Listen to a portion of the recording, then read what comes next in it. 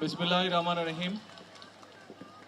উপস্থিত মুরব্বীবর্গ, উপস্থিত এলাকাবাসী ভাই বোনেরা, উপস্থিত প্রিয় নেতৃবৃন্দ এবং কর্মী ভাইরা, আসসালামু আলাইকুম।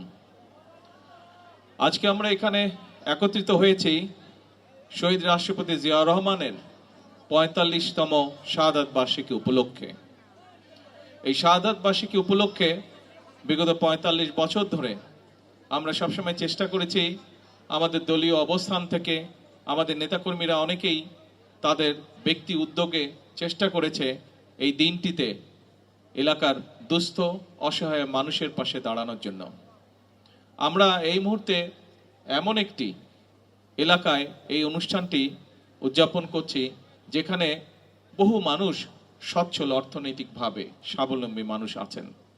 এই সকল মানুষের কাছে আমি বিনীত অনুরোধ করব যে আমরা প্রত্যেকটি মানুষ যারা সচ্ছল, যারা অর্থনৈতিকভাবে স্বাবলম্বী, আমরা যদি আমাদের আশেপাশে এইরকম অসহায় অসচ্ছল মানুষ যারা আছেন তাদেরকে যদি আমরা অর্থনৈতিকভাবে স্বাবলম্বী হতে সাহায্য করি, তাহলে নিশ্চয়ই আমরা বাংলাদেশের অবস্থার পরিবর্তন একদিন করতে সক্ষম হব।